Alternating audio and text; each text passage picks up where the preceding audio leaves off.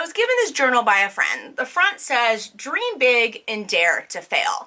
I feel like this is a really good motivating quote, but oftentimes it spurs entrepreneurs that are already burdened with overwhelm, ridden with potential failure, fear of rejection. It pushes you to go to the extremes on things like business marketing, content planning, offerings, and feeling like you have to offer everything to everyone all the time.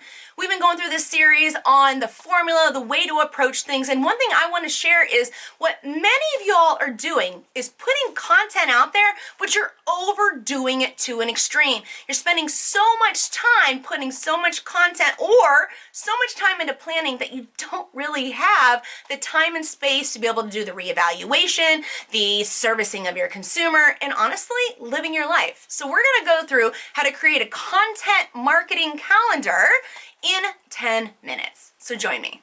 My name is Rachel Branke. Welcome back to another week. I am a business coach and intellectual property attorney, but most importantly, I'm an entrepreneur just like you. A lot of what I share on this is the same mistakes that I have made throughout my entrepreneurship career. I have had product-based business, service-based, all virtual, brick and mortar, you name it. I've done it. I love it. I absolutely enjoy business, but here's the thing, I love life more. So my goal with everything I do in business is to have a real business in order to sustain and support the real life that I want to lead. But on a personal note, I don't have time to sit and spend 500 hours in my business every single day, and each of y'all don't either. So when I sit down, I'm trying to do very specific actions that are going to give me the best return. And one of the things that I have seen, especially from those that have gone to business school, by the way, not knocking it, I went to business school, complete waste of time, very expensive paperweight or frame on my wall.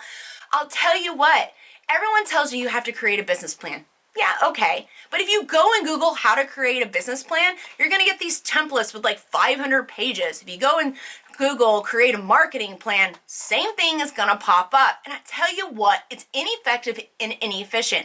It ends up overwhelming you. It ends up honestly making it so that you spend so much time and stress on trying to fill out that 500-page template that you downloaded that you don't actually get to implementing the business plan and the content strategy that's going to bring consumers in the door to you. So I want to share with you how I approach and create a content calendar in less than 10 minutes. First step is to create a monthly theme. This is going to be your content runway. And we had an episode a couple weeks ago where I dug down into this a little bit, but wanted to bring it back around and expand a few things. Yes, you want to have a runway so that it is a certain amount of time that you put out related content so you have all these different touch points with your consumer.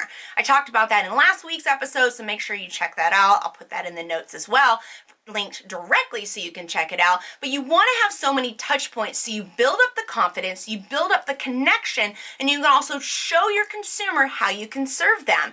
But in order to do that, we can't just be throwing out random content. We have to look at it like a runway. We want to start at one defined period of time and put out as much content and touch points, and I'm not saying throw out a whole bunch. When I say as much, we want to define that to how, when, and where, the 3 V's, talked about that in a past episode, of where your consumer is going to be, how they're going to consume it, and in the format, etc. And so, but you want to tailor and identify a specific runway time. For me, in this 10-minute process, I just go month to month. It is super easy to work that way because here's the thing I want to flesh out from the other episode when I talked about this. Do a monthly theme, but we also want to think of it in quarters for the year. Content marketing takes a good 3 to 4 months really to get people to buy in. And what I mean by that is, sure, there's other tactics of scarcity, urgency, etc. But if you're someone that doesn't necessarily do time-sensitive promos, doesn't slash prices, you're going to have to do a lot more work and build up the runway of the confidence of the information to impart into your consumer so that they go, hey, this person has the solution to the problem, need, or want that I have. So for me, I look at the content calendar, I do January to December, I put a theme for every month, but then I bracket January, February, March, and I try to make those all related. So as we're going to see in point number 2, we're going to have one offering per month that we're pushing to, but we want those 3 months to be related, because if you're going January talking about one thing and then February completely another, what happens to your runway? You might have someone that comes in the door the last week of January and all of a sudden you switch, you didn't get as many touch points and you didn't really get to fulfill the runway. So what we're trying to do is make it so overall we have one overarching theme, which we've already gone through in the consumer avatar episode, the unique serving proposition and offerings and all of that. We had all those episodes already, but we want to boil this down into every month has a theme, but we have 3-month blocks where they're semi-related so that we get the most and stretch that runway so that we can get the consumer to buy into us. Number 2, I already gave it away. You're going to do one offering per month.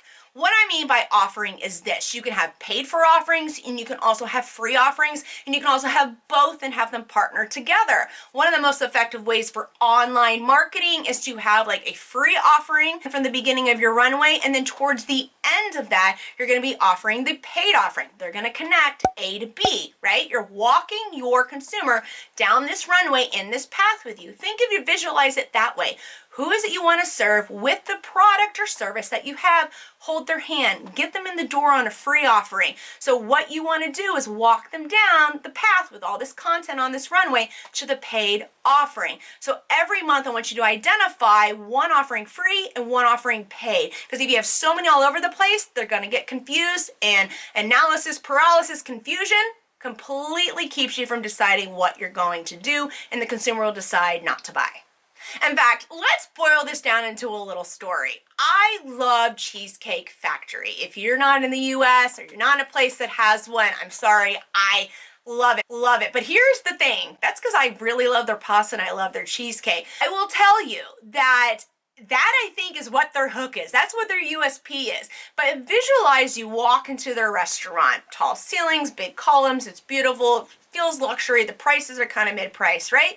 But you sit down and they hand you like this telephone book that is a menu. There's so many options. What do people end up doing? I mean, well, they're already there, so they're probably going to eat, which, unlike if they're on your website, they're just going to click away because they're so confused. But what happens if you are giving so many choices once you're in a restaurant? You're probably going to default to what you're used to getting everywhere else. Hamburger. Like every time I go to a Mexican restaurant and they give me this huge menu, what do I end up defaulting to? Fajitas. And then I actually never get to try out their key offerings. A, because the key offerings weren't presented to me, and B, because I was so distracted by everything else. So I want you to visualize and think about that when we're doing these runways. You want to have very specific free offering and paid offering at one time. Sure, you can have it available like on your website, people can upgrade, they can add on, but you want to focus your marketing into one offering per month. Number 3, in creating our content calendar, we already have January to December. Another column is going to be the venues of where we're going to advertise or put this content out. Now, if you watch my video on the 3 V's, you already kind of know how the venue structure work. This is visualizing who our consumer is and the path. Think about getting and stepping right in front of them on the path of them walking on a sidewalk somewhere. That is what you want to do with online marketing, and it's choosing your venues effectively. So you can go in there and you can look at your content and say, hey, this messaging, this content, this offering is better done on Facebook. So I'm going to push for this content and drive people to Facebook this month. I'm going to advertise more on Facebook this month than I would necessarily on Instagram another month. You just have to consider the ways that you're going to, the venues and the way that you're going to put the content out to get them to buy into you, because not every platform is the same. People on Instagram do not really want to click to go anywhere else. They want to stay on Instagram. So you have to consider that. If you're wanting them to leave Instagram to come to your website, what's a better platform to do that? Well, that avatar is probably also on the venue of Facebook. There's more clickable. It's easier for you to go to a website without effectively leaving the Facebook ad or browser. You can go right back and it makes it easy. That's why you want to look at the venues and determine what exactly the venue can do, where the avatar is, and what your end goal is, and decide how you're going to put the content out in relation to that very specific content theme and offering for the month.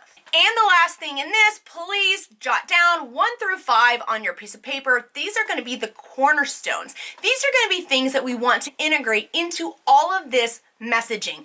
This is extremely important because these are the cornerstones and connectors that you have with your audience. I've talked about story in the past, weaving it in, the transformation with your consumers and all of that, but we also need a way to personally connect ourselves or our business directly to the consumer. I typically suggest is I have 5 key cornerstones, and these are going to be essentially because Monday through Friday is when my avatar is typically online and consuming my content. My 5 key cornerstones are going to be about me, about them, inspirational, content-based, and call to action. All of that's going to be weaved together, like I talked in the last episode, of how I can weave the story and educate and build up their confidence, but these are going to be the emphasis on my visuals and my text so that I am not necessarily saying the same thing all the time. If you're just going out there and posting, book me for photography, buy my legal services all the time, and you're not weaving in these cornerstones, they just turn away from it. They just don't hear it. They just don't see it anymore. And we don't want that. We want to keep their attention. So we're going to package this with every month's got a different theme. Every month's got a very specific offering. But then when you go to create your content, you've got the 5 cornerstones here. You're going to be able to spin that content theme and that offering into those specific cornerstones. And that's it, folks. That is so easy to sit here on one sheet, January to December, write your themes, write your offerings, write your venue, and then write the cornerstones that you're going to use on each of those. I basically just created your entire marketing calendar for the year. You just need to go plug and play and get it done. Before you guys go, don't forget to jump into the Business Spice Facebook group. Every week we have a thread dedicated to the episode. I would love to see your content calendars. I mean, if you want to take a screenshot, type it out, let us know. You can get feedback. We would love to help you out. I absolutely enjoy our community. It's free. I think you guys would too, and I'll see you there.